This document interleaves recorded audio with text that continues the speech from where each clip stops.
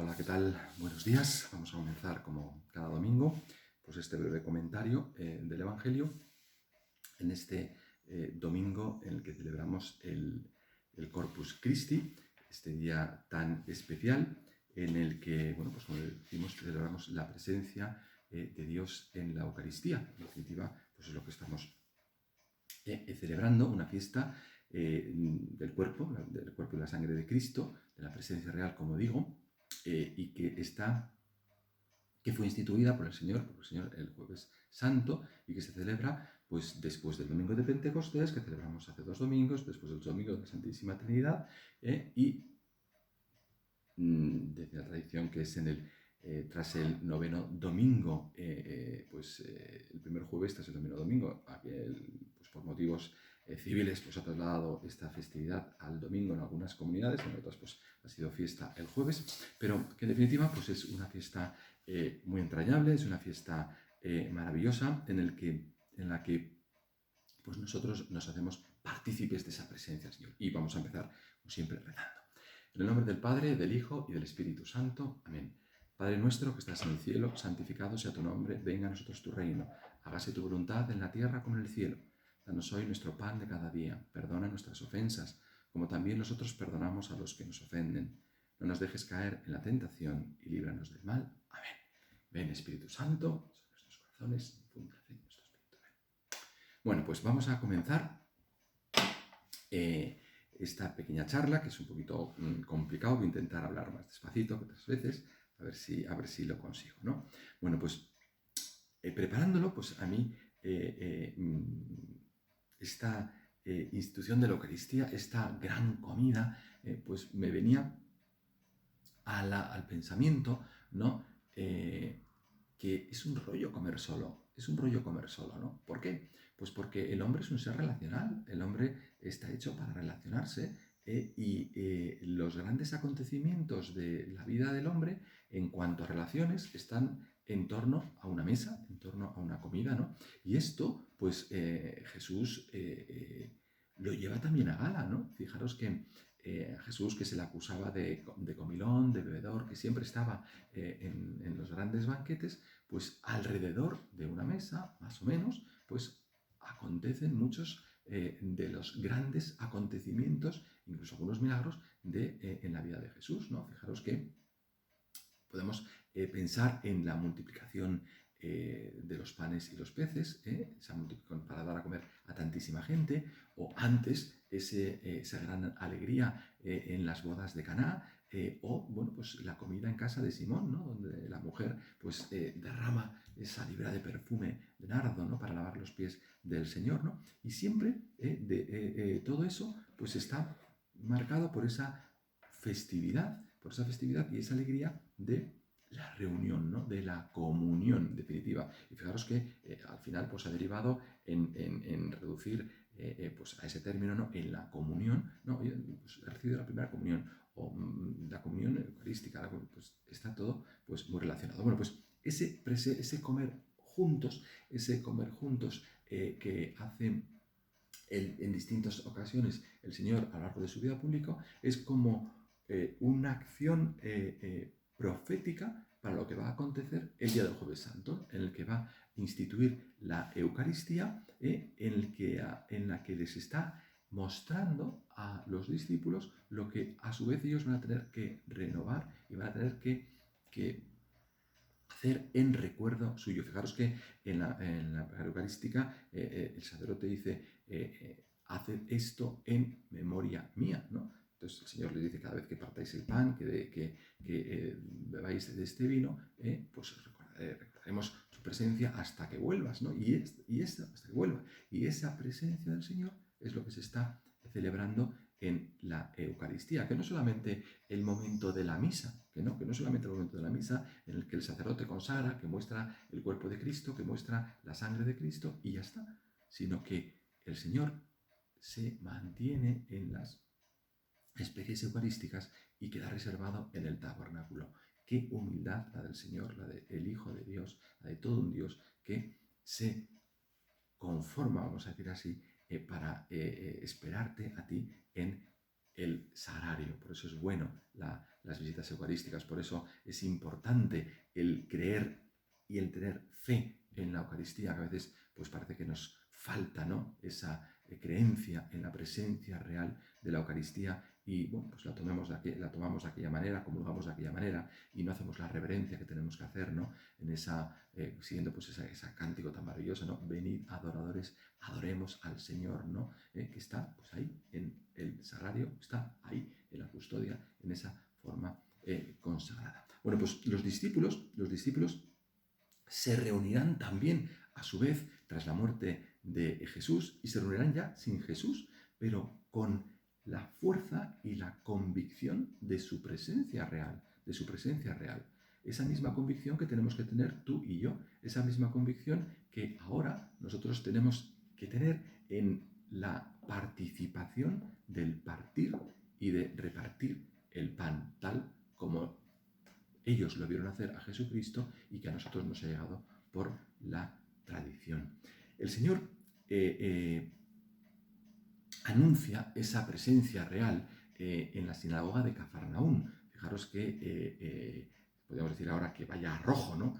Tiene el Señor al decir estas palabras de yo soy el pan vivo que ha bajado del cielo en la sinagoga de Cafarnaún, como nos recuerda el Evangelio hoy de San Juan, ¿no?, en el que dice: en aquel tiempo Jesús dijo a los judíos: yo soy el pan vivo que ha bajado del cielo. El que coma de este pan vivirá para siempre. Y el pan que yo daré es mi carne para la vida del mundo. Los judíos disputaban entre sí: ¿cómo puede este darnos a comer su carne? Entonces Jesús les dijo: en verdad os digo, si no coméis la carne del Hijo del Hombre y no bebéis su sangre, no tenéis vida en nosotros. El que come mi carne y bebe mi sangre tiene vida eterna, y yo lo resucitaré en el último día. Mi carne es verdadera comida, y mi sangre es verdadera bebida. El que come mi carne y bebe mi sangre habita en mí y yo en él. Como el Padre que vive me ha enviado, y yo vivo por el Padre. Así del mismo modo, el que me come vivirá por mí. Este es el pan que ha bajado del cielo, no como el de vuestros padres que lo comieron y murieron. El que come este pan vivirá para siempre. Y esta es la palabra del Señor que nos propone la liturgia para este día de hoy, como digo, de fiesta, este día de hoy que se remonta, allá a la Edad Media, en el que pues, Urbano IV, el Papa de entonces, encarga a Santo Tomás ese oficio completo. ¿Por qué? Porque lo que hace es institucionalizar, por así decir, una festividad que ya había empezado, o una tradición que había empezado en pues unos 30 años antes, ¿no?, en 1246, en Bélgica, ¿no? Bueno, pues el Papa le encarga a Santo Tomás ese oficio de misa que incluye himnos, incluye secuencias que hoy también recitamos, ¿no?, y cantamos, como el Pange Lingua, el Laudaos Sion, el Panis Angelicus, el Adorate Devote, ¿no? Pues todos estos cantos evangélicos y todas estas secuencias que nos hablan precisamente pues, de esa importancia de la Eucaristía y de esa adoración que tenemos que tener, ¿no? Pero fijaros, volviendo a las palabras de Jesús pronunciadas en esa sinagoga de Cafarnaún, que muchos habéis visitado, algunos conmigo y otros pues con otras peregrinaciones, pues hace un guiño el Señor a ese pan bajado del cielo, no como el de vuestros padres que lo comieron y murieron.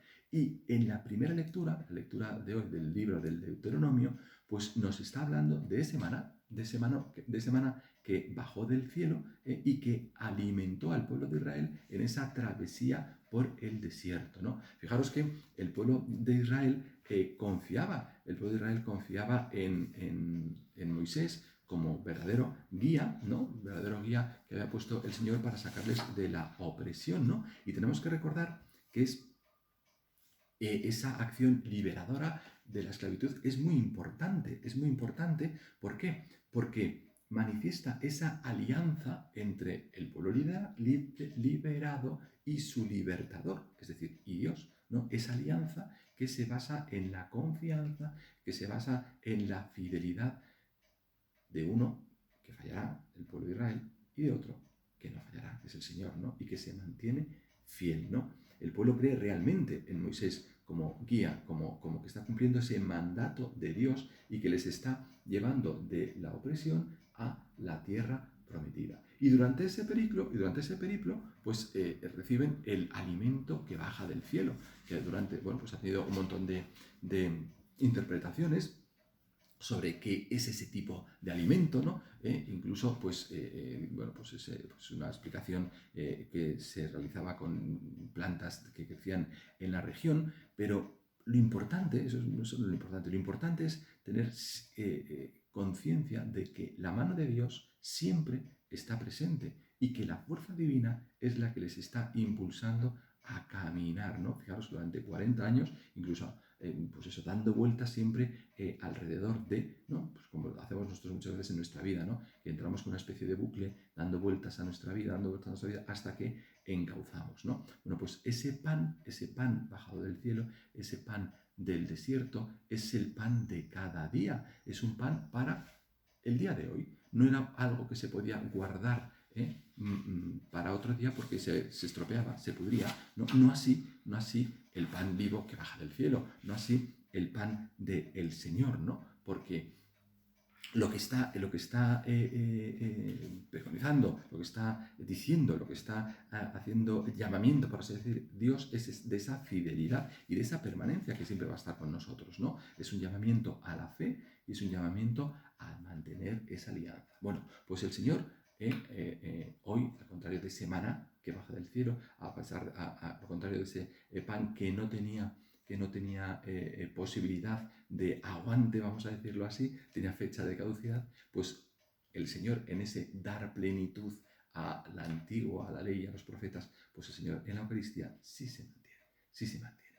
Fijaros que San Pablo nos hace un toque de atención, nos da un toque de atención en la participación de la fe para que ese pan bendecido, ese pan que viene a ser el cuerpo de Cristo, lo hagamos o lo incorporemos a nuestra vida, con ese comer literalmente, ¿no? O sea, no es que, porque claro, los judíos se podían escandalizar diciendo, ay Dios mío, es que este hombre nos está diciendo ahora que seamos caníbales, que nos comamos su cuerpo y su sangre, ¿no? Incluso algunos pueden pensar que esto es así. Pues no, lo que tenemos es ese participar en el cuerpo de Cristo, en definitiva es participar del Señor y dejar, que esto es lo importante, que el Señor participe en nuestra historia, ¿no? Dejar que el Señor forme parte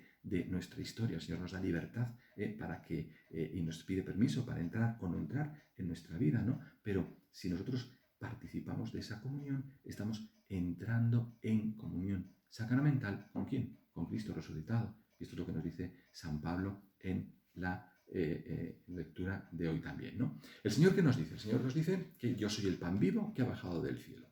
Él se presenta como el nuevo maná, ¿no? Dice, el que come mi carne y bebe mi sangre tiene vida eterna, ¿no? Y esto, insisto, que es un atrevimiento. Pero ¿qué es lo que está diciendo el Señor con ese de que tiene vida eterna? Pues que nos está haciendo partícipes de su vida y de su resurrección. Y esto es importantísimo, ojo, participar de la resurrección del Señor.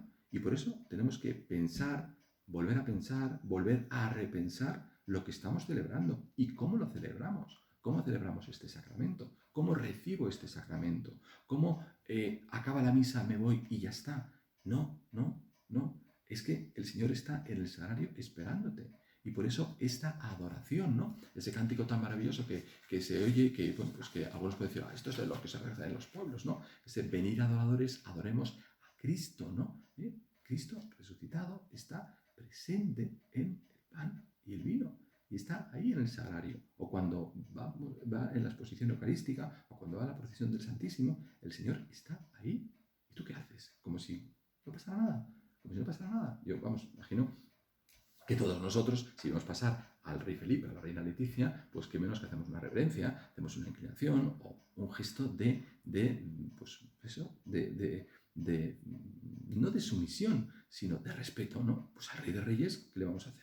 Yo creo que en estos días pues nos falta creencia en la presencia real de la Eucaristía, y no solamente a los fieles, sino que pues a muchos sacerdotes pues a veces se nos va un poco la pinza y nos olvidamos de quién está allí presente, ¿no? Así que vamos a tener esto en cuenta para cuando tengamos que ir a visitar el Santísimo, que sería muy bonito y muy bueno que lo hiciéramos, ¿no? ¿Por qué? Porque en esa presencia no solamente es,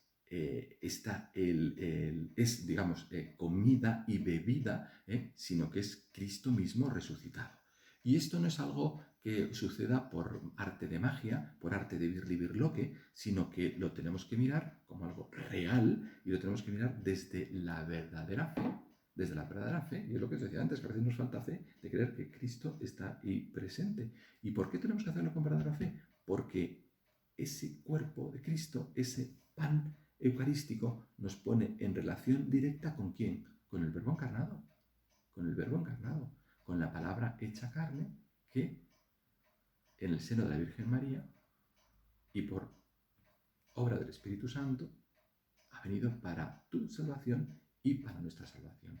Entonces, en esa comunión, en esa relación directa con el Verbo encarnado, resulta que nos pone en relación directa con la vida eterna, con la vida eterna. Es el nuevo maná que ha bajado del cielo, es el nuevo alimento que nos está guiando ¿para qué? Para la vida eterna. A los israelitas, ¿qué les prometía? ¿Qué les prometió el Señor? ¿Con qué promesa ellos caminaban? ¿No? Pues con la promesa de la tierra prometida. Al final, claro que llegaron a la tierra prometida. Claro que fueron capaces de llegar a la tierra prometida. Pero, ¿por qué? Porque, bueno, de una forma u otra, sí, fueron fieles a esa fidelidad permanente del Señor. Y a ti y a mí, hoy se nos está pidiendo que también seamos fieles a el Señor y que también tendremos nuestra tierra prometida. ¿En dónde? Pues en el cielo. Bueno, pues todo esto, todo ello, es lo que se celebra hoy, porque al igual que ese maná marcó como pueblo escogido, como pueblo distinto, y marcó esa relación entre los israelitas y Dios, con esas palabras que decía, yo seré para ellos y ellos serán para mí, eso también se mantiene hoy. Y el Señor es para ti, el Señor es para ti. Entonces, reconócelo como tal, ¿no? Y lo único que nos está pidiendo el Señor es ese mutuo reconocimiento que, como digo, ya he dicho varias veces, se materializa en esa comunión. Por tanto, comulgar no es solamente recibir ese sacramento y ya está. Comulgar es estar comprometido con esa llamada y con ese seguimiento, es decir, compartir. ¿Cuántas veces decimos, yo no comulgo con esas ideas? Es decir, yo no comparto esas ideas. No, pues el Señor lo que le está pidiendo es esa compartir en ese acto de comulgar. ¿Por qué? Porque Él se mantiene fiel, porque Él se ha comprometido a estar contigo todos los días hasta el fin del mundo.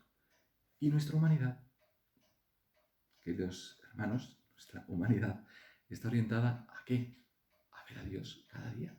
A ver a Dios cada día, ¿en dónde? En la vida eterna. Bueno, mi carne, verdadera comida, mi sangre, verdadera bebida. La Santa Misa, como digo, es